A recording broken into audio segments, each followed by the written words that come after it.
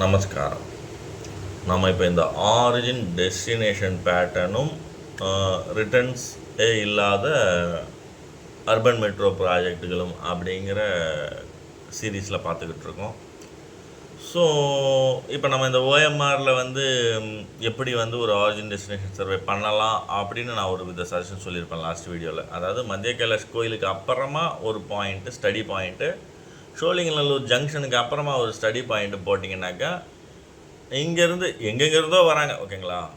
இது நம்ம four sure எஸ்டேட்லேருந்து வரலாம், இந்த பக்கம் கிண்டிலேருந்து வரலாம், எல்லாரும் மத்திய கைலாஷ் வழியாக பூந்து சோழிங்கநல்லூர் வரலாம் போகிறவங்க யார் அப்படிங்கிறத நம்ம எடுத்தோம்னா இங்கே ஒரு பாயிண்ட்டை போட்டு இங்கே எல்லா நம்பர் ஆஃப் வெஹிக்கிள்ஸ் எடுக்கும் போதோ இங்கே ஒரு 50,000 பேர் வந்திருக்கிறாங்க அன்றைக்கி ஒரு 3 மணி நேரத்தில் 8 to 11 அப்படின்னும் போதோ அந்த 50,000 பேரும் சோழிங்கநல்லூர் ரீச் ஆனாங்களா இல்லையாங்கிறத நம்மளால் கரெக்டாக இதில் மேப் பண்ணிட முடியும். ஓகேவா?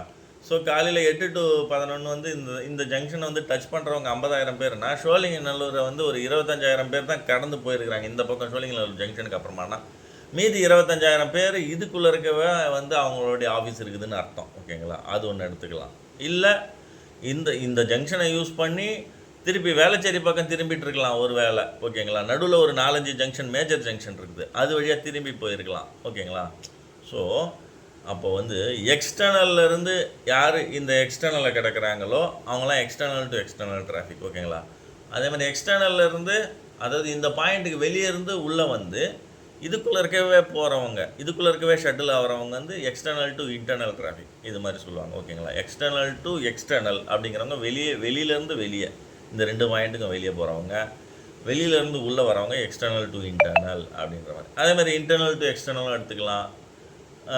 ஓகேங்களா? நீங்கள் எப்படி எத்தனை காம்பினேஷன் போட்டுருந்தாலும் போட்டுக்கலாம். ஓகேங்களா? ஆனால் இது மாதிரி நீங்கள் மேப் பண்ணும்போதோ இவங்களுடைய ஆரிஜின் டெஸ்டினேஷனை கரெக்டாக நீங்கள் ஒரு சர்வேவுடைய அனாலிசிஸில் கரெக்டாக ப்ரொஜெக்ட் பண்ணி காமிக்க முடியும். அதாவது ரிசல்ட்ஸை கரெக்டாக கொடுக்க முடியும். ஓகேங்களா? அப்போ தான் நமக்கு தெரியும் எவ்வளோ வாகனங்கள் இந்த ரூட்டை யூஸ் பண்ணுது, அதில் எவ்வளோ இன்டர்னல் ஷட்டிலிங் டிராஃபிக், எவ்வளோ எக்ஸ்டர்னல் டு இன்டர்னல், எவ்வளோ இந்த ரூட்டை யூஸ் பண்ணி மகாபலிபுரம் போகுது அப்படிங்கிறதெல்லாம் நம்ம இந்த ஆரிஜின் டெஸ்டினேஷன் பேட்டர்ன் வழியாக தெரிஞ்சுக்கலாம். ஓகேங்களா? அதுதான் இந்த ஸ்டடி பண்ணுற முறை, அதோடைய ரிசல்ட்ஸை கொடுக்குற முறையும் இதுதான். ஓகேங்களா? நன்றி, நமச்சிவாயம். அடுத்த வீடியோவில் பார்ப்போம்.